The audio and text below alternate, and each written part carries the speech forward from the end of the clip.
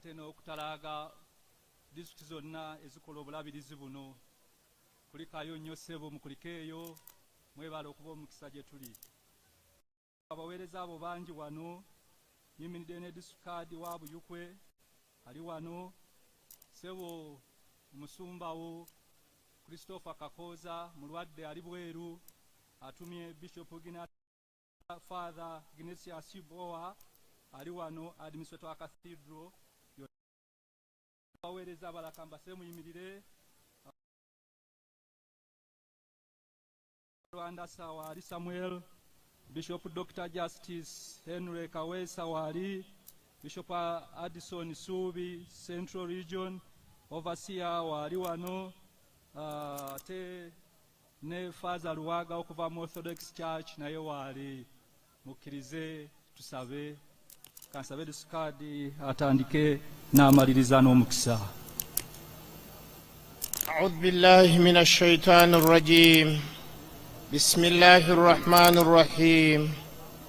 قل اللهم مالك الملك تؤتي الملك من تشاء وتنزع الملك ممن تشاء وتعز من تشاء وتذل من تشاء بيدك الخير إنك أنت على كل شيء قدير. Owekitiibwa Katonda waffe omulungi, tukwebaza olw'olunaku lw'otuwadde olulungi, tukwebaza olwa pulezidenti waffe ate nga ye kandidati waffe aba NRM Yoweri Kaguta Museveni, amaanyi g'omuwadde, obulamu bw'omuwadde, wamu ne maama Kataaha taata owekitiibwa Allah tukwebaza. Tusaba obongera amaanyi, tusaba obongera obuvumu, tusaba obongera okwagalwa abantu, tusaba obasobozese batuukirize ebyo byonna ebitannatuukirira. Owekitiibwa Katonda waffe, tukwebaza okuba omusaale, okuwa amaanyi pulezidenti w'eggwanga ate nga ye kandidati waffe omu bw'ati okusobola okutalaaga eggwanga lyonna. Tukwebaza Katonda waffe okuwa pulezidenti okusobozesa abantu okufuna PDM, n'abavubi abali wakati wa Buyukwe ne Buvuma nabo nokkaanya nabo, wamu n'abalimi b'ebikajjo nokkaanya nabo. Taata tusaba nti byonna ebiganye, nsaba Katonda akusobozesa. Ekisembayo taata ng'omutonde ate disikazi agamba nti okujjukiza abantu abakulembeze nga mmwe kikola bulungi, abakulembeze ne batuukiriza.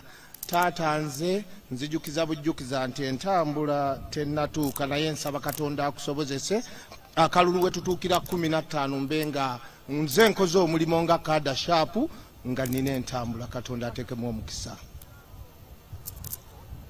Era wamu n'ebyo Katonda waffe omukisa gwo ogutaliiko buyinike gukuume pulezidenti waffe ne maama ne famire ye, gukuume eggwanga lino, oyongere oditwala mu maaso nga lya mukisa, emirembe n'okukulaakwana bituukirire. Kale omukisa ogwo ogwa Yesu Kristo Mukama waffe gubeere nammwe, gubakuume, gubongere obulamu n'amaanyi okutuukiriza okuyitibwa kuno okunene Mukama kwe yabayita okutukulembera.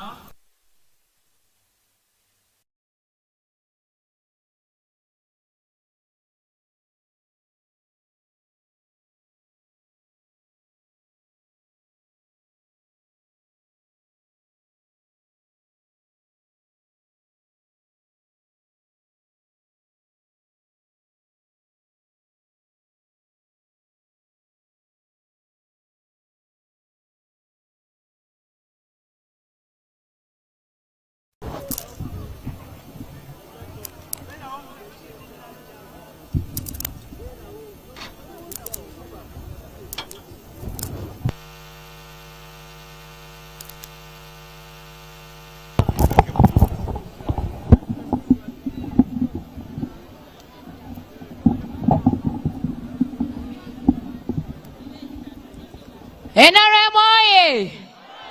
Museveni oye! Kaguta oye! Yoweri oye! Njagala okutwala omukisa guno neyanjule mu butongole Your Excellency ate presidential candidate waffe wa NRM ne Maama Janet Kataha Museveni, amanya Mutasingwa Diana Kajenyi, woman member of parliament ow'Ebuyuke district ate flag bearer. Sanyuse nnyo, sanyukidde ddala okubalaba wano olwaleero. Mwebale nnyo, mwebalire ddala okujja. Ntwala omukisa guno okuyita Deputy Secretary General Rose Namayanja ng'ayimiridde mu kifo Secretary General waffe. Mwebale nnyo, mwebalire ddala Bannabuyukwe, mbaagala nnyo, ne Maama ne Janet ne President. NRM oye! Museveni oye! Maama Janet oye! Buyikwe oye! Sebo Oweekitiibwa President ate flag bearer waffe wamu ne Maama tutwala omukisa guno okwaniriza wano ebukunja ebuyikwe. Abantu bano basanyufu nnyo okulaba mukama wange, era tukkulisaayo ekayunga emukono n'ebuvuma gy'obadde olwaleero. Obudde banaye nga bwe mulaba bwe bukwata, munzikirize mukama wange nkutegeeze be tulinawo wano olwaleero. Okusookera ddala omumyukawo owookubiri ate nga Speaker wa Parliament ya Uganda, Right Honourable Anita Among, tuli naye wano. Vice Chairperson waffe ow'ebbendobendo lino erya Buganda, Honourable Haruna Kyeyune Kasolo, tuli naye. Tulina ne ba SEC members, tulina SEC member akulira abakyala, Honourable Adrian Kobsinje Nansubuga, ate mukama wange nga ne executive yeyo naweeri okuli ne Juliet Nasuna ow'ekitundu kino ekya Buganda, ate nga ava mu Greater Mukono, ne Honourable Amongin Jacqueline ng'ate ye member for Waiyara n'abalala bonna. Mukama wange tulina chairman w'abavubuka owa NRM mu Uganda yonna, Honourable Collins Tanga, chairman of the Youth League, ate nga yegatiddwako chairman of the National Youth Council, Mr. Daniel Ongom, naye tuli wano ne ba members ba National Youth Council bangi, ne president wa UNSA omuzukulu wo Shira Ainembabazi, naye tulina wano atwala abayizi bonna mu Uganda. Ba flag bearers baffe we bali nga wano mu Buyikwe bakulemberwa Minister waffe Diana Mutasingwa, chairman LC5 wali flag bearer, chairman w'NRM Mwami Kalangwa tuli naye wano, ate nga n'ow'emukono Haji Semakula wali, tulina aba RDC service chiefs, ababaka ba parliament ab'enjawulo, Ambassador Kajik, naye mukama wange okutegeeza nti ne bamusiga nsimbi, the investors in this sub-region, many of them are here with us. Allow me, sir, I take the opportunity to invite the chairman of NRM of Buyikwe, Mwami Kalangwa, ajje awumbe okwogera kwe eri gy'oli mukama wange ate ne Bannabuyikwe. NRM oye! Museveni oye! Maama oye! Speaker oye! Secretary General oye! Namwe oye! Oweekitiibwa President, tusanyuse nnyo Bannabuyukwe okulaba era okukkiriza n'ojjako mu Buyukwe.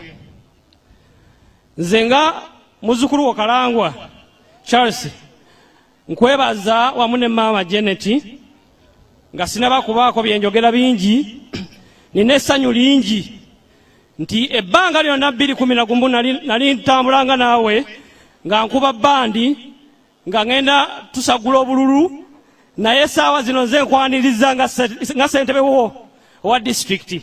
Ekyo kya magero nnyo ti President Museveni otuwadde omukisa buli muntu okubeera nga akulaakulana. Era ssebo ow'ekitiibwa President nkwebaza nti ku ssente ku bbaasa gy'ogabadde ngompa gye tubadde tutambula ebbanga lyonna nga tukuba bbandi n'abaana bonna nasobola okukola mu faamu era saawa zino ndi bulungi kubanga watuwa eddembe lyonna. Nkwebaza ow'ekitiibwa President ne maama. Olwaleero eringa birthday yange kubanga bannabuyukwe munaze essanyu eri President waffe. Ekyo kya makulu nnyo kubanga watuwa eddembe buli muntu yenna yenna asobola okubeera ng'akola ki ng'afuna ennyingiza mu maka. Nze nkwebaza ow'ekitiibwa President. So mbadde nsaba mwannyinaze Honorable Minister Diana jangu wano some memorandum olw'obudde kubanga wetunaalwawo nnyo President tajja kutuwa message eri abantu baffe. Ebirala tujja kuba tubyogera. Nsaba okozeeko obwangu kubanga ow'ekitiibwa President njagala ayogere ng'abantu bakyakola ki bakyawuliriza olwo enkuba eyagala kutonya.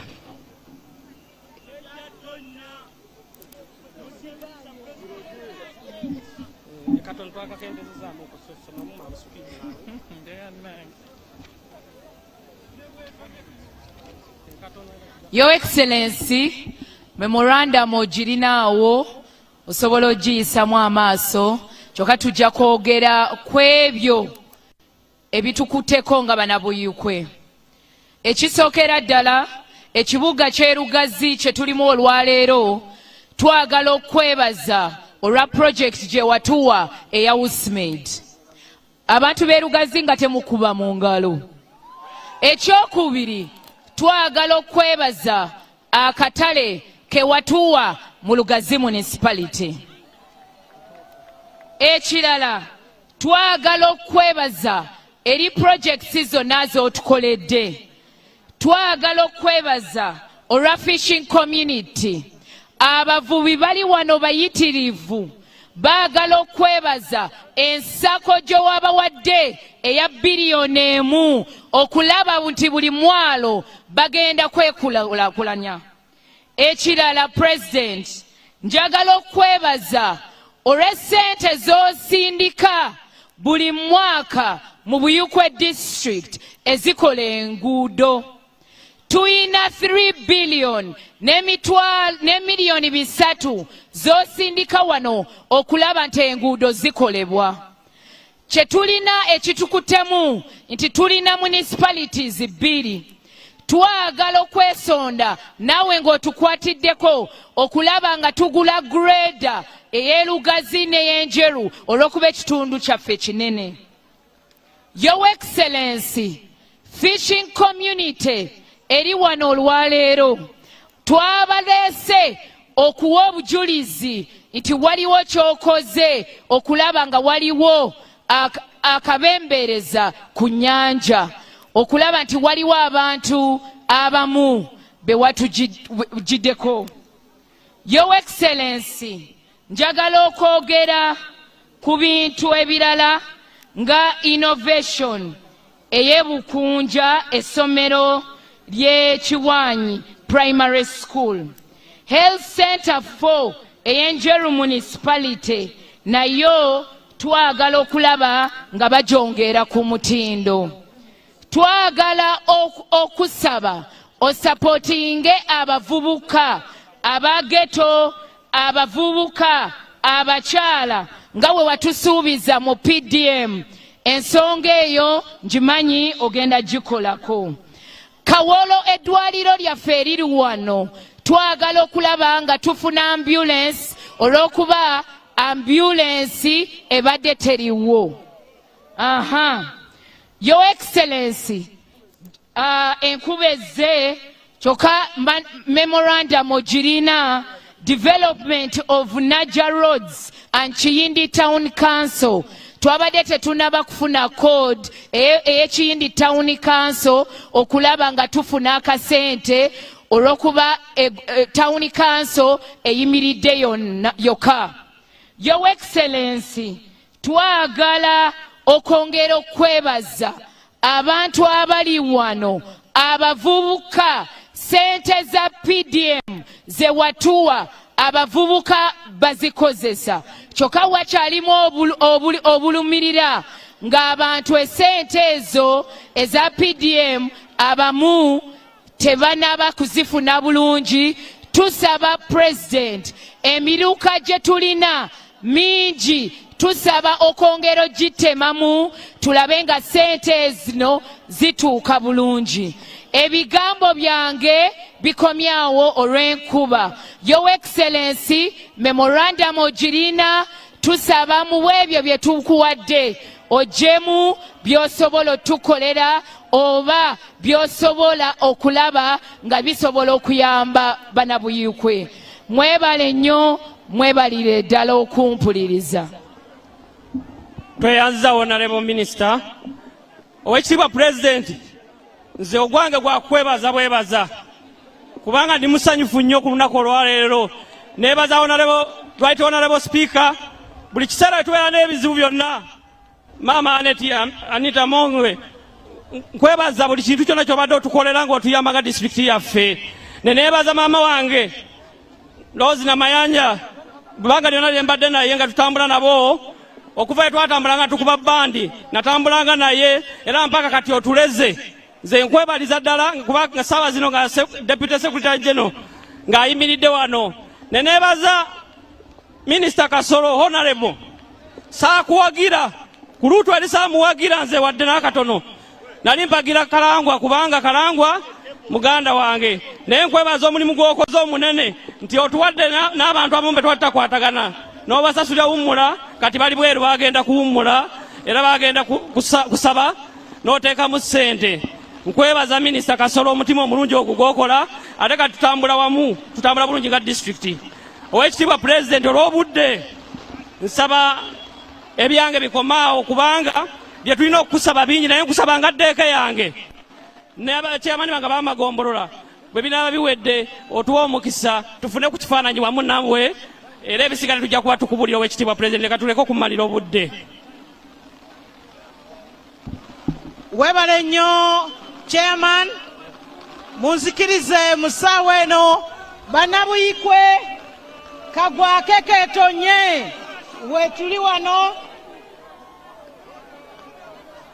nga bwe tulinda Honorable Kasolo Vice Chairman waffe ow'NRM. Njagala kubasaba eno enkuba mukisa, kino kyonna kyongera kulaga buwanguzi. Bannange Bannabuyikwe, tusaba mukomewo bulungi tuwuliziganye.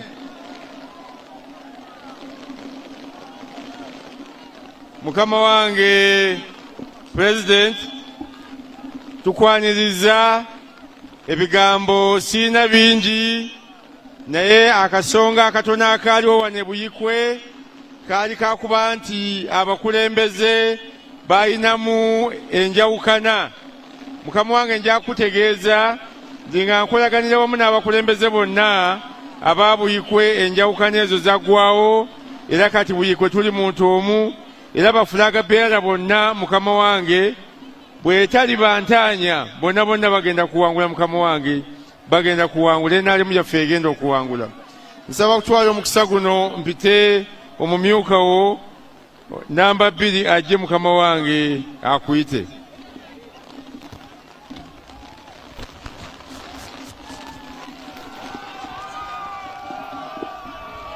NRM oye! NRM oye!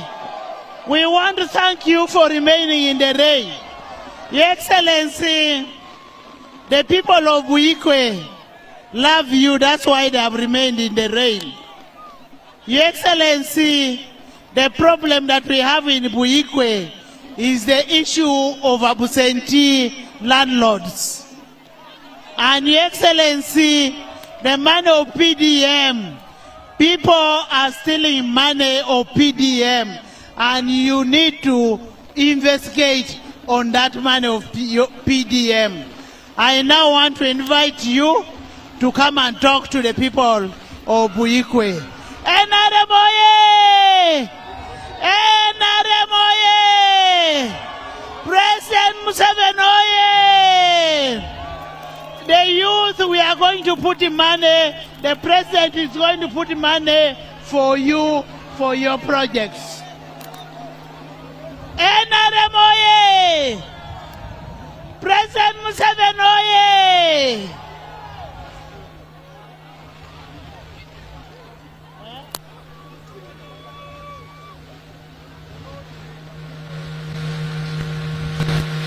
The youth, we are going to have a special fund that is going to help you. The border borders, the ghetto boys, we are going to have money to help you. The president is going to give you money. We are going to make your hospital a referral hospital. NRM oye!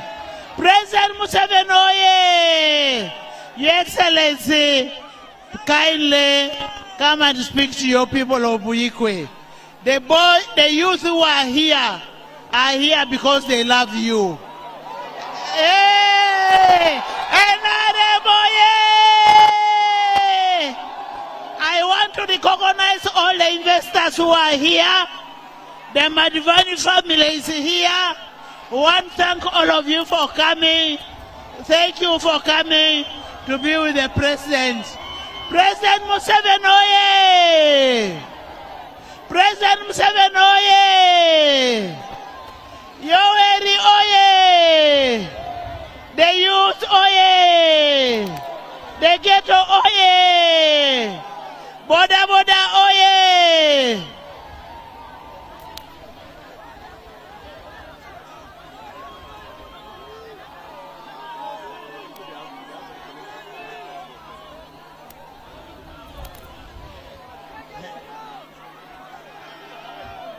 NRM oye! Your Excellency, while we are not here, these people have a problem of absentee landlords. And these people want to be supported. NRM oye! Museveni oye!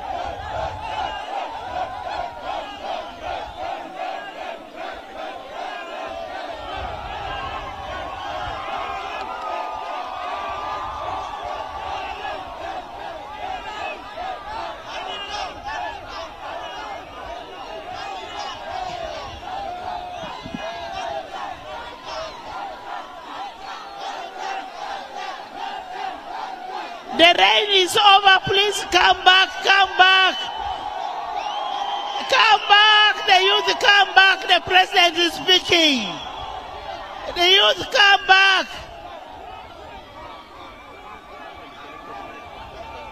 Museveni, no change. Museveni. Museveni. Museveni. Museveni. Museveni. Museveni. Museveni, NRM, NRM, NRM, Museveni, NRM, Museveni, NRM, no change, no change, no change. Kati, abewe kwa tubaramusiza mwena.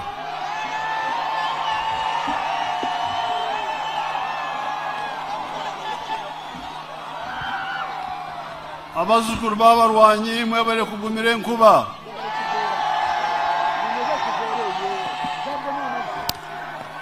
Muri mu kisinde ky'abajjajja mwefe abarwana. Mama kababuzeeko nange njogera ebyange.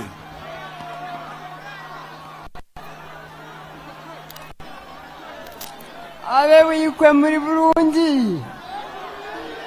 Mwebale kuyimirira mu nkuba eno. Mwebale omanyi okuzimba ennyumba omuntu ateekwa kubeerako ne price gy'asasula. Kakati tuzimba Uganda. This is the price we have to pay. Sometimes we have to stand in the sun. Sometimes we have to stand in the rain to hold hands together to build Uganda. So stand and continue to stand. We are building a strong Uganda. And we are here to remind you that Uganda has come a long way. And with our God's help, He gave us the peace, He gave us stability, He gave us unity.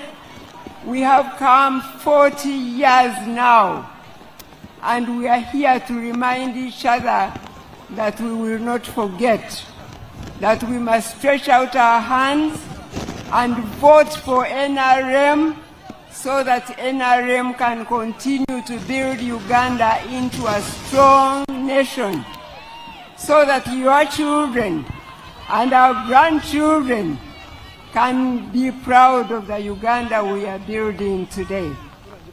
Thank you, people of Buyikwe. Twagala okwebaza bana Buyikwe.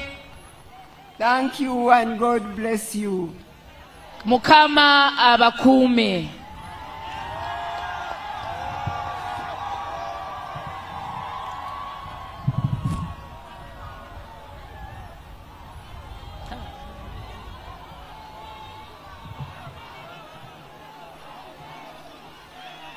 Now, Abebuyikwe, kubanga muri kintabule wano, ngenda kwogera Luzungu, ntasingwa akyuse. I will speak English because you are mixed people here. Muzee agenda kwogera mu Luzungu. In the manifesto of 2026-2031, manifesto yaffe eya 2026-2021 we have put forward, we have pointed out the seven contributions tutaddemu ebintu musanvu that NRM has contributed to Uganda in the last 40 years. NRM byekoze mu myaka Amatafari musanvu. Tutaddemu amatafaali musanvu. Now, the first one is peace. Ekisookera ddala mirembe. The second one is development, roads, electricity and so on. Etafaali eryokubiri nkulaakulana. The third one, roads, electricity, schools and health centers. Etafaali eryokusatu the second tafari still. Etafaali eryokubiri enguudo, amalwaliro, amasomero, n'amasomero, electricity, n'amasanyalazi, water, n'amazzi. I have seen all those in the file. What is in Buyikwe here, but I don't have time to go through it. Abirabye byonna mu memorandum gye tumuwadde ey'Ebuyikwe. But the third one is wealth. Etafaali eryokusatu, NRM insists on wealth per family. obugagga. Buli maka. NRM eyagala okulaba nti ffenna tubeera bagagga Buli maka. mu maka gaffe. We have personal wealth, family life, Tuyina obugagga bw'omuntu, family wealth, tuyina obugagga bwa famire, and corporate wealth. tuyina obugagga obwa kampuni. And we insist on that. Twagala mututeeke essira awo. Because in the past some people were only talking about roads and electricity and so on. Because edda bali boogera ku nguudo n'amasanyalazi gokka.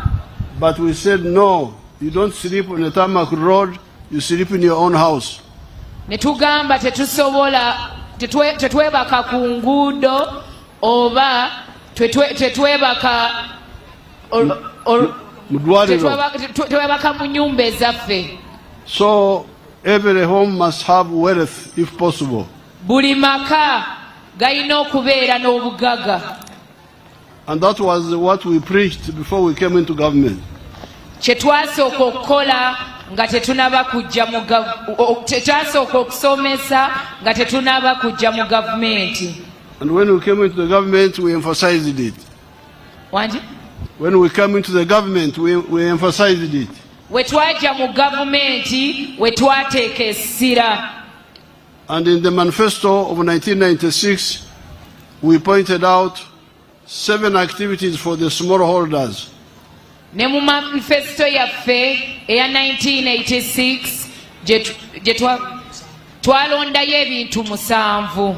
We said if you only have 4 acres, put 1 acre under coffee, 1 acre under fruits, 1 acre under pasture for dairy, 1 acre for food for the home. Ne tukola 4 acres nga eka esooka ya mmere ey'amaka, eka ey'okubiri okuteekako ebirime ng'emmwanyi, eka ey'okusatu okuteekako ente, omuddo gw'ente, ez'omukiyumba, eka ey'okuna emmere y'awaka. And then in the backyard, pigs and poultry for eggs. Ne tuteekawo n'embizi n'enkoko okulaba nga tusobola okufuna amagi ago ne tugatunda. Emanju y'ennyumba. Then in the wetlands, fish farming. Ne tukola kye bayita fish farming, okulunda ebyennyanja mu ntobazi. Near the ntobazi, not in, but near. Kumpi n'entobazi. So some people have listened to us. Abantu abamu batuwuliriza. There is, for instance, a lady whom I saw in Mukono when I came. Let's see her example. Ng'omukyala ow'e Mukono gwe yalabye Mukono. When I was here for the PDM. Bwe yagendayo ku PDM ng'alambula. Agange nze Martha Harriet nambeera Mangaliba district eya Mukono. Nafuna sente za PDM nasaba $5,000 era ge bampa $5,000 nagafuna ng'ennaku z'omwezi 24 ogw'omukaaga 2023. Bwe nfuna emitwalo gyange 5 nagula embizi 3. Embizi 3 nga zonna nkazi. Nazigula ku maama omu. Nazigula nga za myezi 2 buli mbizi $10,000. Ye $3,000. Ngula embizi $3,000, $2,000 ne ngula emmere. Nagula emmere eyo, embizi ezo ne ntandika okuzirunda. Natandika okuzirunda, naziriisangako ku muddo, amalagala, ebikuta n'enfumba, ne bulandi bwentyo. Nentambuza embizi ezo ne ziweza emyezi 8. Bwe zaweza emyezi 8, embizi ne zisala. Eky'omukisa omulungi embizi ezo zasalira kumu, nga buli emu esinga ku munne waayo olunaku lumu ku 2. Embizi zawaka. Bwe zawaka, embizi yasooka n'ezaalira abaana 10. Ey'okubiri n'ezaala abaana 6. Ey'okusatu n'ezaala abaana 11. Be baana 27. Nefuna abaana 27. Mwefuna abaana 27 ne mbalunda. Ne bakula ne baweza emyezi 2. Ne nkwatako abaana 25 ne mbatunda. Ne sigazaawo abaana 2, enkazi n'ennume. Buli kyana nakitunda $10,000. Nefuna obukadde bwange 2 n'ekitundu. Mwefuna obukadde bwange 2 n'ekitundu nasanyuka nnyo. Nenzijako akakadde kamu. Nenkatereka ku saving. Nensigaza akakadde kange kamu n'ekitundu. Mwesigaza akakadde kange kamu n'ekitundu, nenkakozesa okuddamu okugula emmere, okuziriisa obulungi. Awo nfunye ku kasente neeyongeddemu. Nezitandika okulya ku mmere ennungi ddala. Era zaayanguwa okuddamu okusala. Neziddamu nezisala, neziwaka. Bwe zaawaka, embizi 3 eyasooka n'ezaala abaana 9, ey'okubiri n'ezaala 11, ey'okusatu n'ezaala abaana 10. Nefuna abaana 30. Mwefuna abaana 30, nali musanyufu nnyo ne nnyongeramu amaanyi embizzi ezo ne zirya bulungi era ne baziyonsa ne ziweza emyezi 2. Embizzi eyo ey'okubiri abaana baayo baafunamu okuddukana. Bwe baafunamu okuddukana omusawo n'abajjanjaba naye abasatu baafa. Abasatu bwe bafa ne nsigaza abaana 27. Bwe nsigaza abaana 27 ne ntundako 25 ne nsigazawo abaana 2 ne nfuna obukadde bwange 2 n'ekitundu. Bwe nfuna obukadde bwange 2 n'ekitundu nasanyuka nnyo ne ngenda ne ndeeta akakadde kange kali ke nasevinga ku lutu eyasooka ne mpeza obukadde bwange 3 n'ekitundu. Ne nkwata ne maama omu ne mutunda emitwalo 5. Namutunda emitwalo 5 ne mpeza obukadde 4.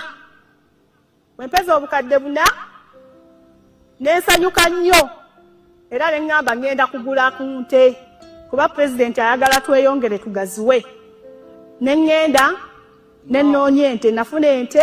Now the story of our daughter there is will take some time, but you can hear how she progressed.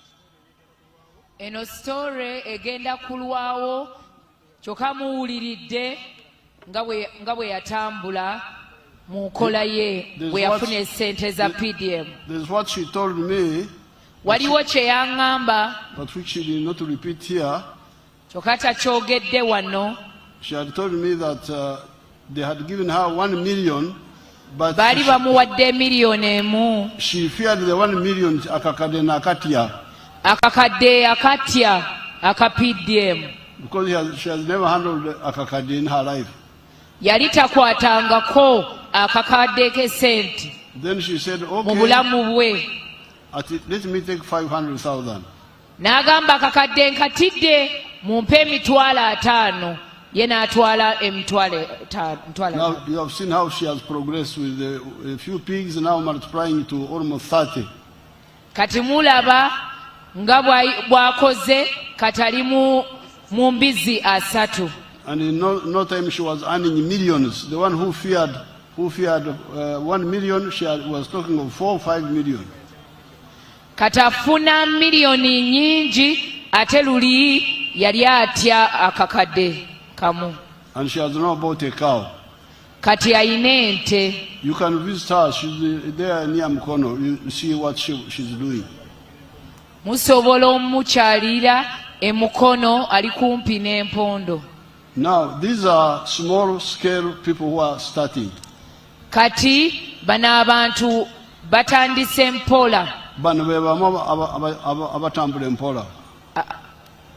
There are some abakatandika. But now there are those who have started in a big way. There's a man called Karera in Gomba. You will see what he's doing there. Waliwo omwami we bayita Kalera w'Engomba.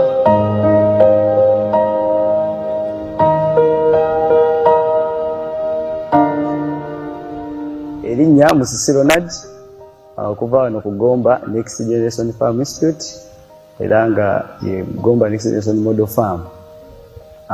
Nze farm manager farm eno yatandikibwa omwami Kalera Philip era nga yawangula empaka z'omulimi asinga 2 ezitegekebwa Vision Group mu ggwanga lyonna. Farm eno yatandika omwaka gwa 2003 era nga ekigendererwa kyali kyakulaba tutya tuyinza okufuna mu by'obulimi n'obulunzi. Twatandika nga tulunda ente ezaffe ennansi oba ze tuyita Enyankole paka mu mwaka gwa 2018 bwe twalaba nti ettaka lye twalina obunene bwalyo eka 405 amagoba ge twajjangamu otunulidde vali y'ettaka nga tegenkanankana na capital oyo ali mu ttaka. Twalaba nti business tekola ne tukyusa ne tudda mu okulima okw'ekibalo ku 2019 ne tutandika olunda ente ez'amata ez'omubiyumba, enkoko, kulima amatooke, emmwanyi, kulunda embizzi n'okuteekawo ettendekero lisomesa abasawo b'ebisolo n'abalimisi. Twatandika ettendekero lino erya Gomba Next Generation Farm Institute okutendeka abavubuka. Twakizuula nti abavubuka bangi baagala nnyo okwenyigira mu by'obulimi n'obulunzi naye nga babulamu obukugu obuli practical kyetwandiyise hands on. Nti twakizuula nti abavubuka bangi bafuluma mu matendekero ag'ebyobulimi n'obulunzi naye nga balina theory mungi naye nga okukwatako okukola faama kikyayagala oba yekenyi kyayagala okwekolera nga tebakimanyi. Ekitufuula ab'enjawulo nti abaana baffe tubayigiriza nga bakolera ddala ekyo okugeza nti okuwa kisente okuzijjanjaba kuba faamu eriko ente 5 kitegeeza ente ezo zibamala okusomerako. Enkoko nazo weziri nyingi zisukka 2,000 embizzi emmwanyi eka 5 nti omwana ono byonna abikolera ddala. Now, wano wetuli Mr. Okay, let's see the cows. Let's see the cows. Katulabe ente. The cows and the coffee and the quickly. babille emmwanyi yaffe nayo netuwa akasente. Emmwanyi zino tuzirina ddala mu bugazi bwa eka 50. Emmwanyi eno nayo yeetaagira ddala ekibalo. Ekisookera ddala osimbye emmwanyi ki? Ekizibu kye tulina wano abalimi abasinga twagala ebintu ebya layisi. Bakubuuza endokwa ya mmeka, obuuza endokwa ya mmeka mbu ya 1000, ate eno ya mmeka ya 15, ate eno ya mmeka ya 25, abantu eyo 1000. Aguze endokwa eyo 1000 olina omumanya nti kyotutte kyenkanankana n'1000. N'aguze endokwa ey'2,500 naye endokwa gy'aguze enkanankana na 2,500. Twakitegeeza endokwa bulijjo koma okubeera ey'ebbeeyi ogifunye mu kifo ekituufu egenda kubala mangu ate egenda kubanga egumira obulwadde. Emmwanyi eno mu mwaka tukungulamu emirundi ebiri. Ekikolo ky'emmwanyi nga kibaze bulungi ng'okiriisizza kifunye amazzi emmwanyi eno erya. Abantu balowooza ebisolo byokka byebirya n'ebimera birya. Olaba bissa birina obulamu nga ffe. N'ogiriisa bulungi naddala ekigimusa n'amazzi. Nti emmwanyi emu osobola ogiggyako endebe emu. Emmwanyi endebe badde 4,3. Eka emu bw'oba osimbye spacing eya 10 ku 10 ojja teekamu ebikolo 4,5. Oba osimbye 5 ku 5 ojja teekamu ebikolo 9. Ffe nno wano engeri gye twasimba ne tuteekamu n'ebitooke twakozesa bikolo 4,5 10 by 10. So kitegeeza buli kikolo zende zaffe 4,5. Endebe tulabye nga ya 4,000. Kiba kitegeeza eka emu eri mu bukadde 18 n'okusoba. So nti eka bw'ogijjamu obukadde 2 ku 18 n'ojjamu n'amatooke obukadde bwaffe buna kitundu. Emirundi 2 wali twalabye nga tulina obukadde 9 mu matooke kakati wano obukadde 2 emirundi 2 bwe bukadde 4. Obukadde 4 obugatta ku 9 bukadde 49. Kiba kitegeeza bw'ogabiza obukadde 4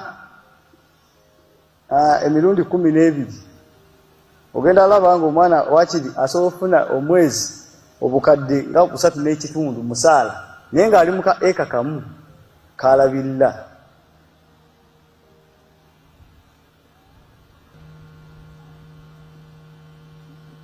Show us the tulage ente ez'amata nusu bulaaya abasinga ze tuyita nusu bulaaya. President aludde nga asomesa eggwanga ku kulunda okw'ekibalo okw'ente ez'amata. Lwakuba nti ebintu ebimu tetubiwa budde oba n'okubiwuliriza oba olumu ne tugamba mbu alimba ayisaawo bibye. Naye kati kambabuulire amazima. Bw'obanga ogenda olunda ente ey'amata kyova gi dairy animal or dairy cow ente y'amata olina omumanya bino eyina liita mmeka. Kubanga ente eno erya nga bwe tulaba mu nkoko mu mbizzi mu mmwanyi n'ente eno erya buli bwerya ng'olina kifaananyi kya nte y'amata nga si nte y'amata, automatically ogenda kugwa. So omulunzi yandibaddemu afuna ente waakiri emuwa liita 25 okudda waggulu. Wano mu Uganda. Now Kalera there, his Chibaro is good Chibaro, but we don't have time to hear all of it. But the summary is that he earns more than 1.5 billion shillings per year. Okubiwumba afuna akawumbi kamu n'ekitundu buli mwaka as profit ng'amagoba from those activities. Mu byakola. So therefore here in the whole of Uganda yonna, want you to I will come back to English later. Let me go to Uganda. You can stay near there, stay nearby. Twagala mwena muve mbwavu mukozese PDM sente zetusindika ez'emyoga tugenda kuteekawo ensawo za buli kika. Abavubi tugenda kubateekeramu ensawo yammwe kubanga abavubi beetaaga sente nyingi okusinga eza PDM okugula amaato n'ebirala n'obutimba. Abavubuka abageto ababodaboda mwena muleme okwekwasa tugenda okubafunira ensawo buli group buli group. Eno PDM ebadde yakugeza kati naye mulina okuyiga okudukanya kaweefube zino zonna kubanga twatandika na NADS na entandikwa na Operation Wealth Creation. Esente ezo twali tuziyisa mu bakulembeze b'enjawulo.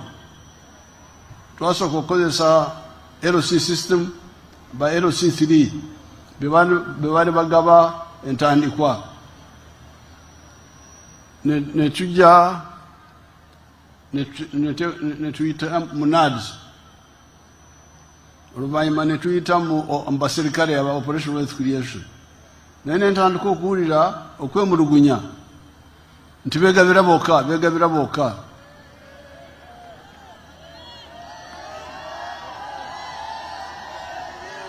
Kataawo kwe kusalawo omuwulirize namwe mulina okuyiga. Kwe kusalawo nti okay oba kyekyo katukolegane butereevu na abanaku tutya nitugamba nti buli muntu yena omukulu awezi emyaka 18 mumuluka bw'aba ayagala kuva mu bwavu ayingire mu saako y'omuluka. Buli omuntu yena omukulu emyaka 18 ne bw'aba muyizi mu ssomero tewali amugaana ayingire mu saako. Kati bwe bayingira mu saako y'omuluka basinkana nga saako y'omuluka gwonna olujjudde ne balonda akakiiko akanasosowaza ani asooka anaadako. Mwena wamu n'olwekyo akakiiko ako kammwe yema abakalonda. Naye ogenda kuwulira nti batukube enkokola. Ani abakuba enkokola? Gwe mwalonda oba? Okujjako oyinza kugamba nti akakiiko bakakola mu nkukutu tebatutegeeza. Naye oba bayita olukiiko olujjudde ne mulonda kisoboka kitya nti gwe mwalonda ate yabaliddemu olukwe? Kisoboka kitya? Ekigambo ekyo muchekenenye mukifune bulungi. N'olwekyo njagala esente zijja buli mwaka omuluka tusindika obukadde 10 kati zinatera okuwera obukadde 5 mumuluka gwammwe. Ate bali abasooka okufuna bwe bakomyawo omwaka ogwokusatu bagenda kati bandi badde bakomezaawo 13. N'olwekyo mumuluka gwammwe mulina banki yammwe kati wetwogerera ey'obukadde 8 mu banki yammwe sente zaayo amagobo gaazo ga wansi nnyo. Bwe tukuweereza akakadde omwaka mu saako yammwe si mu gavumenti okomyawo akakadde ne60,000 singa zibadde z'amanelenda zandibadde miliyoni kumpi 6. N'olwekyo njagala kubasaba nti mwena mujumbire mulondole ebiri mu muluka gwammwe mugende uw'omuluka karani si asalawo uw'omuluka karani kyokka awandiika kubanga mukozi wa gavumenti. Mwena mugende uw'omuluka mumbuuze nti esente zaffe ziri luddawa tulage. Mulina okuyiga okuddukanya ebibiina ebyo kubanga owulira nti n'ababodaboda abageto sente zetwasindika tezatuuka zalagawa. Mulina okuyiga okulwana ku bintu byammwe. Tugenda kuddamu twogere tutereeze ensonga eyo ebibulamu tubitereeze. Kati ekyo kiri ku obugagga naye ate ettaffaali eryokuna ly'ettaffaali ly'emirimu. Emirimu gisangibwa wa? Emirimu abamu balowooza nti emirimu giri mu gavumenti. Yes, gavumenti erina emirimu naye emirimu gya gavumenti mitono. Kambalage emirimu gye gisangibwa. Basangwa obukamuli katulabe kyeyakola.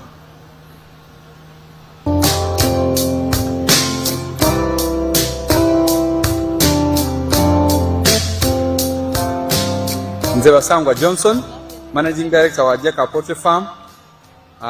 Jaka Poultry Farm eyaganibwa Bukwenge, Kamuli Municipality, Kamuli District. Mu 2007 twatandika obulunzi nga tutandikira mu Kamuli Town Council by then mu plot yali 50 feet by 100 feet. There's a foot ya 5 ku 10 eda itaka. Tutandika tutya twali nga tulina ebyobufuzi wano mu Kamuli nga waliwo ensonga nga chairman wero C5 omugenzi Kawuga bamwidukira Katonda mu ekyumulo eky'emirembe nga bamutoyiremu abantu bangi abatamu application nga bali kwenda okufuuka ba chairman ba 5. Ayi president yaida yatulungamya yakuba tibana abantu mwena temusobola kuba ba chairman ba 5. Aye abantu mujje mukola emirimu egindi ng'okulunda yayogera kulunda embidi okulunda enkoko byonna yabyogera. Nze napikinga mu ky'okulunda enkoko n'atandika efaamu mu 2007 n'enkoko 5. Sawa dino wendogerera ku faamu kuno tize mabega ntambwire. President yaida yankyalira mu 2010 nga nina enkoko 5,000 yasanuka ino. Sawa dino tutambwire tulina enkoko 12 tufulumya amagi etwe 2,000 buli lunaku. Etwe 2,000 divaamu miliyoni 2 buli lunaku. Omwezi diba miliyoni 6. Omwaka tuba tuli mu biliyoni 6 n'ekitundu etuba tukolaki kuingiza. So tuwuliriza omulamwa gwa president okuva ku kiseera ekyo twakati katukigiireko. President awere musanufu ino ku bintu byenkoze era nga buli kaseera nkyekingako. Wendogerera kati tulina abakozi 300 betu. Now kati bwe bujulizi bwa Basangwa okusooka abalaze nti yali mwavu 2007 bali barwanira omulimu gwa LC5 kubanga balaba obukulembeze bw'ebyobufuzi ng'omulimo. Obukulembeze bw'ebyobufuzi si mulimu gwakumalawo obwavu bwo. Ebyobufuzi buweereza. Bw'ogenda mu byobufuzi ng'omulimu ogenda kulemwa. Nze mbadde mu byobufuzi emyaka 65 naye sirowooza sikitwala nga mulimu. Emyaka ekisinga obungi nali nkolera bwereere ndwana buweereza. Ani yali atusosole bwe twali tulwana emyaka 16 tulwana, ani yali atusosola. Ate okuva n'olwekyo temutwala bukulembeze bwa politics ng'omulimu. Abajja n'endowooza eyo bagenda kulemwa. N'olwekyo emirimu egy'okumalawo ebizibu byaffe egisinga tegiri mu gavumenti, giri mu nekolera gyange. Kati mulabye awo Basangwa yali mwavu, bali balwanira omulimu gwa LC5. Bwe nagendayo ne mbagambye nti bannange omulimu gwa LC5 guli mulimu gumu, muli bavubuka bangi, ku lwaki temukola birala? Ye n'asalawo okulunda enkoko. Kati muwulidde nti mugaga ddala, buli lunaku ayingiza obukadde afulumya amagi trays 25,000, ayingiza obukadde 20 buli lunaku, bw'obukadde 6 omwezi bwe buwumbi 7 mu obukadde 2,000 omwaka. Songa yatandika na ka plot ka futi 5 ku 10 kiyalina kokka. Naye kati obugaga bw'Abasangwa buzadde emirimu 300 eri Abannayuganda balala era mbalabye abo kati bakozi b'Abasangwa. Eyali omwavu teyalina mulimu, bali balwanira omulimu gwa LC5, naye kati mugaga ate akozesa abantu 300. Mwe abawano Lugazi mulina obujulizi bwa amakolero g'ebikajjo, mumanya abakozi abakolamu bangi ddala, mu factory, mu masamba bangi. Naye kambalage byembadde byenakwata ku lutimbi Embale, factory z'Embale kamuzirabe.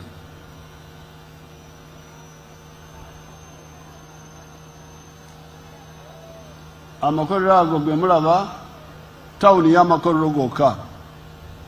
Eri Mbale erimu amakolero 75 kati. Kati uyingire mulimu ku makolero ago mulabe abaana bakolamu. Ndabe namba y'abaana abakolaawo. Industrial park yonna ekozesa abaana 12,000 ey'Embale. Katugende Namanve.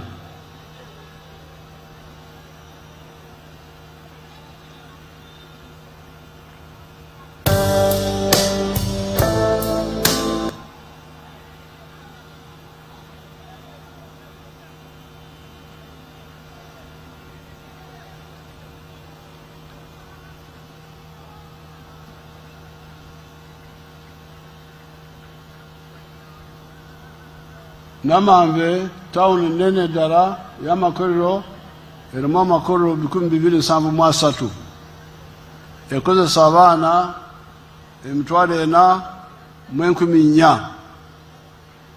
Katugende Mukono wano waliwo amakolero ag'abaana ga Mukono.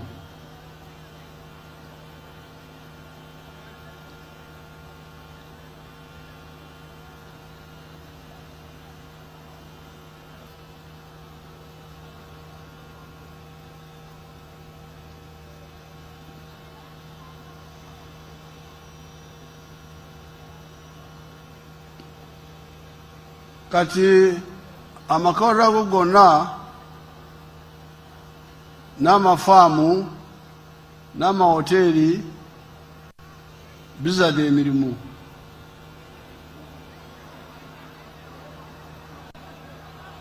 Naye njagala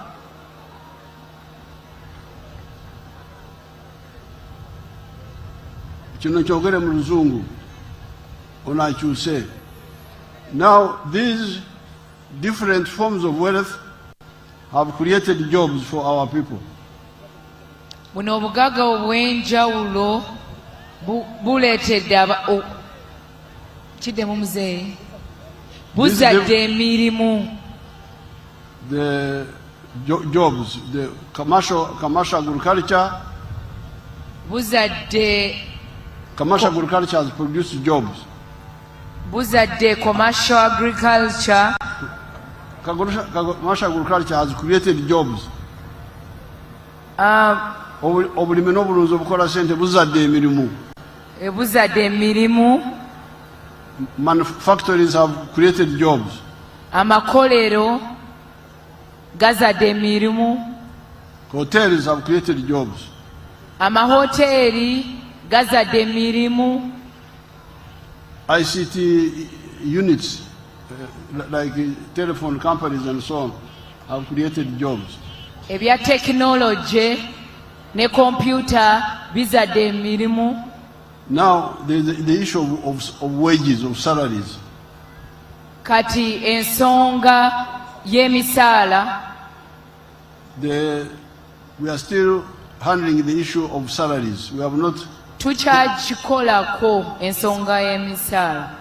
We have not concluded. Tetunaba gimaliriza. Why? Kubanga. Why? Lwaki? Kulwaki? It is because we are still, Banyankole call it Oktembura. Oktembura, when we are making a new garden. Oktembura. Okay, okutema amavunike. Tukyatema amavunike. I don't know whether that is the. We are still. When you go to the bush and you start a new garden. Okusaawa.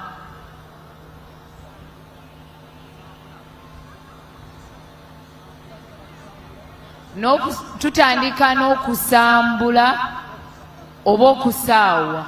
Bakiyita kusambula. Kusambula. Yes. Oh, okay. So we are still kusambula. We are still kutembula. The Nyankore word is the one I'm sure about. Mbwe ekiri ekyolunyankole kyamanyi obulungi. That when you are making a new garden from the bush. Bw'oba okola ennimiro empya ng'otandikidde mu nsiko. Because when you are doing ekisambu, where you cultivated in the past, we call it ekisambu. Bw'oba okola ekisambu. The ekisambu is where you cultivated, but it grew weeds again. Then you do it again. That is called okutabira. Nga walimira koko ng'osambula busambuzi. So this time is fresh garden. We are kutembura. Kati tukola ennimiro empya. And now our job has been to attract the investors. Kati omulimu gwaffe okulaba nga tufuna ba investors. Gubadde okuleeta bansiga nsimbi. How have we done it? Tukikoze tutya? First of all, creating peace. Okuleeta emirembe. Secondly, is creating the East African community market. Okuteekako akatale ka East Africa. Okukola emikago na baganda baffe nitukola akatale kawamu. Okola emikago n'okuleeta akatale kawamu. So that when he produces, he has got where to sell. Byetufulumya nga tuyina we tubitunda. Now we still have some more work to do to facilitate the people we have attracted. Kati tukyalina omulimu ogw'okukola. Tukyalina ebimu ebyokukola. Tukyalina emirimu egy'okukola okusobozeza betusikiriza okukola obulungi. One of them has been to have enough electricity which is cheap for the manufacturers. Ekisookera ddala okufuna amasannyalazi ag'ebbeeyi entono eri amakolero. So that they can have low electricity costs. Nga basobola okusasula kitono. Okusasanya kitono ku masannyalazi. Okusasanya kitono ku masannyalazi. Then the cost of transport. Ebbeeyi y'entambula. Y'ebintu. From Mombasa to here and from here to Mombasa or to Dar es Salaam. Okuva e Mombasa okuleeta wano n'okuzza e Mombasa. That's why the solution is the railway. That's why nga gavumenti solution gye tuleese gaali y'omukka. The railway has got lower costs than the road. Egaali y'omukka ejja kusalako ku bbeeyi okusinga nga tukozesa enguudo. Then the cost of money in the banks. Esente kwe twewolera. So that they can borrow money cheaply. So that okusobola okwewoola sente zino nga ziri ku level eya wansi. Amagoba aga wansi. So when you hear people who have been discussing minimum wage. Bw'owulira abantu nga boogera ku nsonga ya minimum wage. Emisaala gya wansi. Omusaala ogw'ekiragiro gwe balina okusasula. Translate. Omusaala gwa buli nnaku. Ogw'ekiragiro. Ogwa gavumenti. Omusaala gwa gavumenti. Omusaala gavumenti gwegerekera abakozesa bonna nti you must pay this, you must pay it. Omusaala ogw'ekiragiro. Maybe that. So we are planning for it, but we have not yet implemented it. Why? Because we still have debts on our side. Tukyetereeza ku nsonga eyo olw'okuba gavumenti ekyalina Uganda eggwanga lyonna tukyalina debt amabanja. Likyalina olubimbi lwa emimbi zaayo ze balina okutereeza. Can you olubimbi your assignment?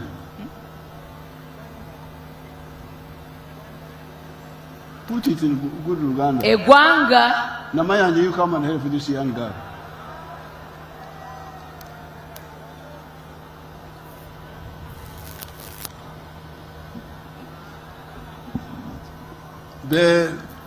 We have not implemented the minimum wage because we still have assignments on our side which we must complete. Ng'eggwanga tetunnaba kuteeka mu nkola ekyomusaala ogw'ekiragiro lwa nsonga nti tukyalina ebintu ebirala bingi bye tutannaba kumaliriza. Emimbi ezaffe. Tukyalina ennimbi zaffe. Nga gavumenti. As government. Nga gavumenti. The Bamusigansimbi, they have got their Rubimbi, Nimbis, and we have ours. Bamusigansimbi balina emimbi zaabwe ate naffe ng'eggwanga tulina emimbi zaffe. The Mimbi of the Musigansimbi is kuleta sente ezokuzimba ekolero, to bring money to build the factory. Olubimbi lw'abamusiga nsimbi kuleta sente kuzimba na kuteekawo factories ezo. Kusente ze. Kusente zaabwe. On their money. Kusente zaabwe. Then to bring technology, the know-how. N'okuleeta teknologiya ow'enjawulo n'ebyamagezi. And to create jobs. N'okutondawo emirimu. Now ours is to make sure that there is peace in the country, which is there now. Ogwaffe nga government kuteekawo obutebenkevu emirembe nga bwe giriwo kati. That Lubimbi is done. Olwo Lubimbi government yalumala. And that's what actually is attracting many investors. Era ekyo kyekiviirako bamusiga nsimbi bangi okujja okuteeka sente zaabwe mu Uganda. Secondly, to make available electricity which is cheap and affordable for them. Olubimbi olulala government lwerina kusembeza amasannyalaze ag'ebbeeyi entono ge basobola okukozesa gabatuukeko. Thirdly, transport costs. Endala ye y'entambuza y'ebintu. Which is low cost. Nga bagisaasaanyako sente entono. Then the cost of money. Ekirala ye sente ze bewola bazeewolera ku magoba ki. So when you hear that we have not announced the minimum wage, it is because we are still sorting out our side. Nti bw'owulira nti pardon sir. When you hear that we have not announced the minimum bw'owulira nti tetunnaba kulangirira omusaala ogw'ekiragiro kiba kitegeeza nti waliwo bye tukyamaliriza. It is because ensonga eri nti waliwo bye tukyamaliriza ku saidi yaffe. It's not that we don't want to do it, but we want to do it when we have also done everything on our side. Tekitegeeza nti tetwagala kikola oba kitandika, naye lwa nsonga ntwagala kitandikibwe ng'emmimbi zaffe tuzimaze. And then when we come prematurely before we have done our side, these people will make losses and run away. Bwe tukambuwala ne tubalagira okuteekawo omusaala ogw'ekiragiro ng'ate naffe tetunnaba kumaliriza mmimbi zaffe, abantu bano nabo bajja kunyiiga bagende sente baziteeka awalala. Si kunyiiga, they will make losses. Bajja kuba tebafuna magoba nga bibasala. Bagenda okuferwa. Bajja kuba bafiirwa. And they will collapse and go away. Bajja kuba bafiirwa ate ne business nazo zife. Ne baduka. Bwe zimala okufa olwo ate baba batuddukako. So we are guerrillas. Pardon sir. We are guerrillas. Ffe tuli bayeekera. When Luwero, we didn't attack Kampala for 5 years. Kampala was here, we didn't attack it. Okumanya bayeekera bali wano Luwero nga Luwero kumpi ne Kampala naye kyabatwalira emyaka 5 nga tebannaba kulumba Kampala. We could not do it until we were ready. Tebakikola ekyo nga tebanneetereza. Because for us we don't kutomera. Kubanga bo tebatomera. So I am saying this to clarify the issue of the minimum wage, because I hear people talking about it in a way which is not well informed. Bino abitunnyonnyola kubanga eri abantu aboogera ku omusaala ogw'ekiragiro naye nga tebannamanya lwaki gavumenti ekiteeka mu nkola. Kwe kutunnyonnyola tukitegeere. Now finally, ekisembayo, the issue of land disputes in some parts of Uganda, especially Uganda. Ekisembayo kyekyenkaayana z'ettaka okusingira ddala wano mu Buganda. Kino kankyogere mu Luganda, I will manage Luganda. Mugende mutuule. Kati ekyamataka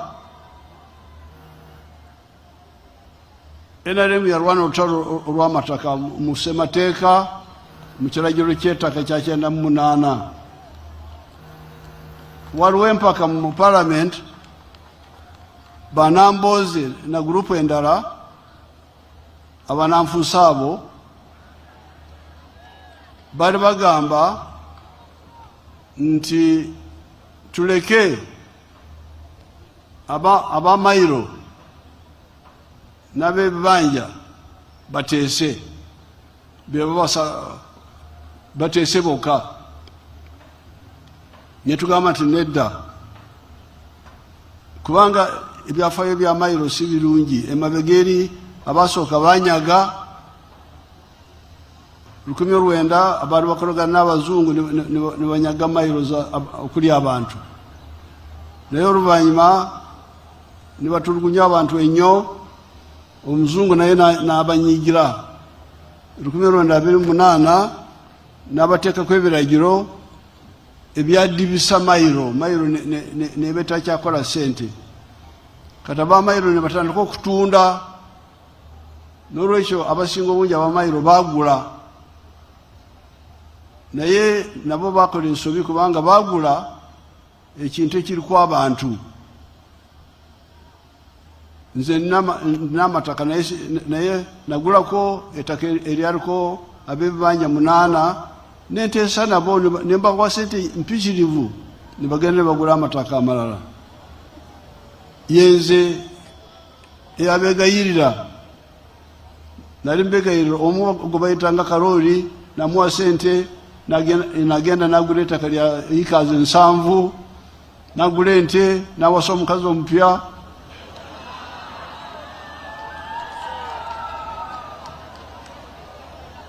n'olwekyo abagula amataka okuli abantu nabo balina ensobi balina obutalengera naye mu ssemateeka twarwana nnyo n'abantu betwala bakolera ba Mairo ne tuteekawo ekiragiro ekigamba nti owa Mairo takkirizibwa kugobwa ekibanja talina buyinza bwonna tebuliiwo talina buyinza bwa kumugoba talina buyinza bwa kumutema ku kibanja mujje muyite abantu bamwe ngenda kuyita Attorney General agende ku radio Bukede mumbuuze nti ekiragiro ekikiriza owa Mairo gobo ow'ettaka kiriruddawo tekiriiwo twakigaana ekyokubiri obusuulu bwe twateekawo bwali bwakabonero bubonero si bwa busuubuzi ate obusuulu obwo gavumenti yebugereka aba Mairo bemulugunya nebagamba nti kubanga twasookera siringi 10,000 oluvannyuma lw'ekiragiro kya 98 ne bagamba nti siringi 10,000 tizirina makulu ne mbagamba nti mulaba abaserikale abankubira saluti erimu ssente meka kamanyiso bumanyiso nti tukutegedde ssebo olubuto mukulu naye akasente tikaliiwo gendera ku saluti kati mu luzungu obusuulu bwe twalekawo obuli mu kiragiro babuyita nomino busuulu nomino kiringa babishopu bange bali n'abasosodoti n'abalala bwe bagenda mu kanisa n'ekereziya ne bakwata mu mazzi bwati amazzi nateeka akabonero k'omusalaba wano nti akabonero k'omusalaba ke nkutaddeko kalaga ensi yonna nti oyingidde mu kisibo kya Kristo amazzi kabonero bubonero kati obusuulu buli bwe twakiriza bwa kabonero bubonero si bwa kukola nti w'ettaka aganyulwe n'olwekyo tebana gye basinziira okubagoba kati bino bye bagamba nti ow'ettaka abatunze atunde empapula ffe tuli ku ttaka oli aguze abaguze ekipapula okukyusa amanya mu land office nti eyali wa Mairo Museveni kati James yaliwo kati finish naye gwe tikikwatako takirizibwa kutema ku kibanja kyo takirizibwa ebyo byonna babikola kubanga namwe mwakola ensobi abaka bemulonda tebabafaako kubanga mwe temuli bayigirize temusobola kulwana ntalo n'abasoma n'olwekyo mwetaaga abamanyi babakulembera ne babalwanako tugenda mu maaso mu ekisanja ekijja ngenda kwongera mu ssente okusasula bamayiro ne balekera okufuna obwananyini naye ne bwe tuba tetubasasudde tebalina kwe basinziira mu biragiro okubagoba ku mataka ago byonna babakanga bukanzi bakozesa obutamanya bwammwe byebakola bweru w'amateeka kubanga etteeka twalisiba aba NRM twawangula Nambooze na gurupu zaabwe abananfuusa abo ettaka lya Buganda bananfuusi bokka so n'olwekyo byebakola ebyo biri bweru w'amateeka kansembiyo eky'abaana be natendeka mu skilling hub bajje baweereza obujulizi tukomenkereze aba skilling hub ngenda kumugamba Attorney General agende bumukede mumbuuze abatugoba ku mataka basinziira wa kale omulenzi n'omuwala baweereza obujulizi tumale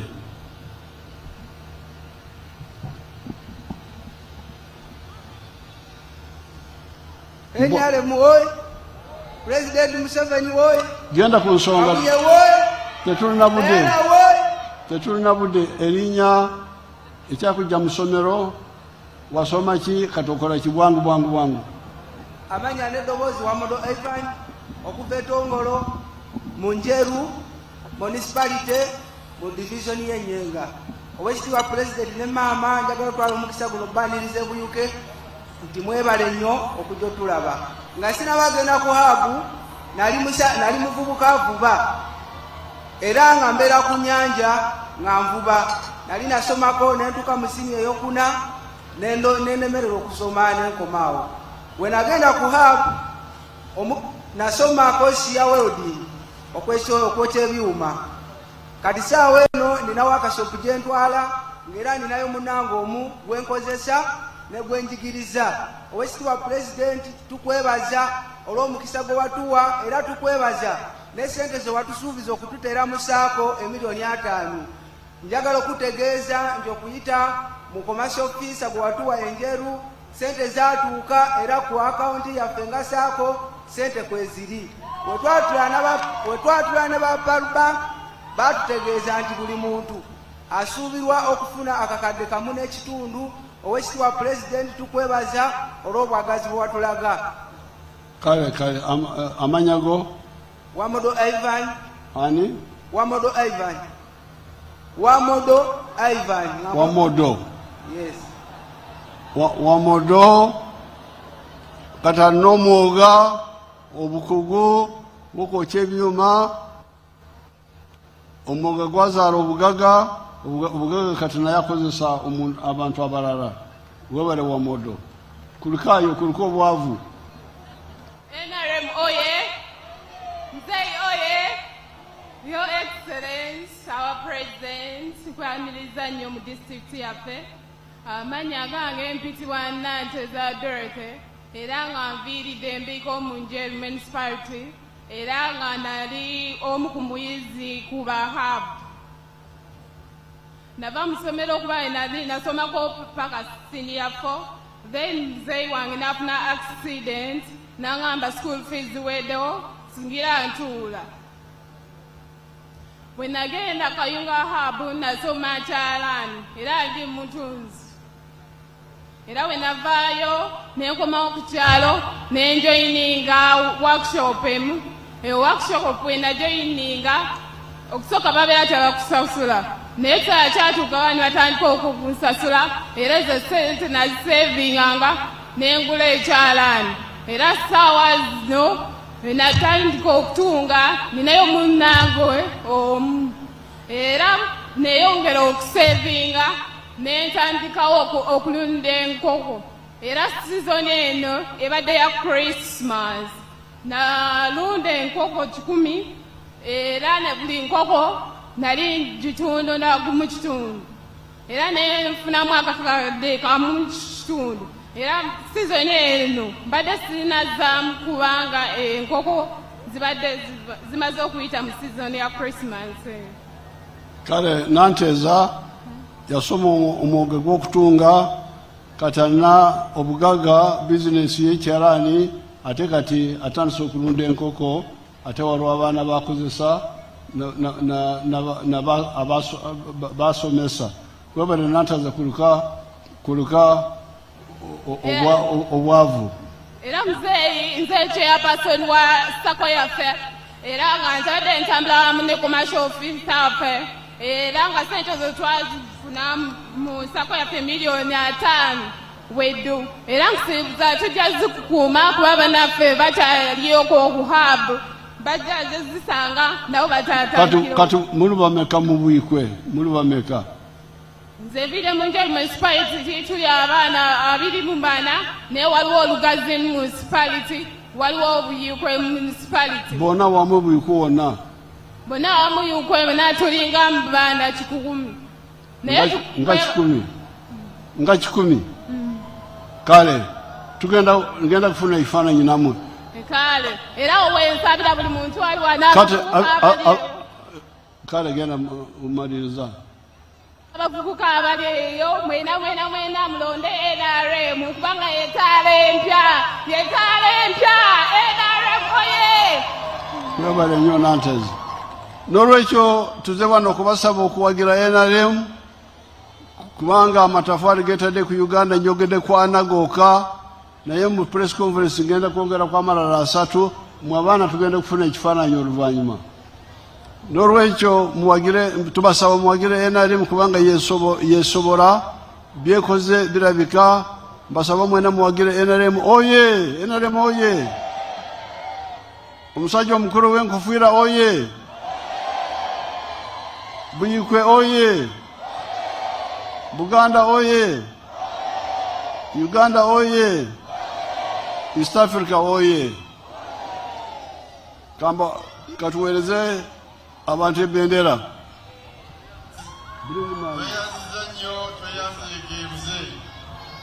nsaba bafulaga beera musembere wano mukama wange bafulaga beera bubajja bansabye nkutegeeze enkuba yalemesezza Ssentebe waliwo okusaba okwenjawulo kwabadde balaba singa tuba tulina bwe tukikutte kiyinza okutongerako balina kategorizi ez'enjawulo omuli abatembeyi omuli abalimi b'ebikajjo sekinomba outgrowers omuli bamakanika musembere wali omuli bana NRM abo bonna tugenda kubateekerako ensawo zaabwe kubanga ekya PDM kyali kyakugeza nga bwekikoze bulungi tugenda okukibunyisa tweyanza muzeeyi bano bonna aboogeddwako wano mu kategorizi ez'enjawulo muzeeyi agenda bakolera enteekateeka era banekusiime ow'ekitiibwa pulezidenti mukama wange tuyina Honorable Diana Mutasingwa oyo akutte ebendera ey'okufuuka memba wa Parliament omukyala owa Buyikwe district. Diana oye! Honorable Mutasingwa Diana oye! Tubasaba mwongere mumuwagire kubanga akoze bulungi ddala ate luli abadde akoze bulungi nnyo ng'ali nabo opposition bokka naye kati singa mulonda abe NRM bonna nkakasa ajja kukolera ddala bulungi. Honorable Diana oye! Mutasingwa oye! Buyikwe oye! President Museveni oye!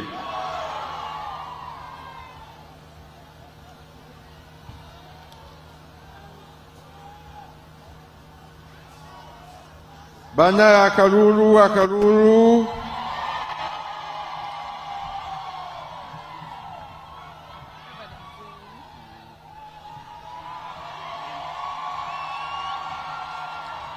Tumusabira buwanguzi era bannange bannabuyikwe mukole kyonna ekisoboka. Mukama wange tulina Kabuye Badru ono Wanjeru municipality. Onabo Kabuye oye! Onabo Kabuye Badru oye! Kabuye Badru oye! Njeru municipality oye! Mukama wange tulina Sozi Isaac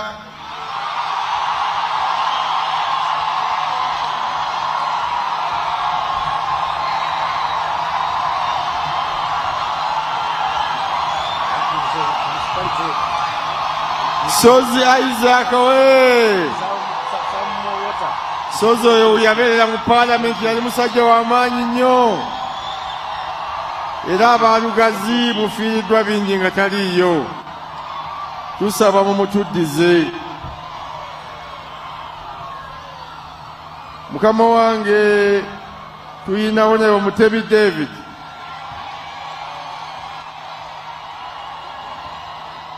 Mutebi David oye! Oyo wa Buyikwe South Mukama wange.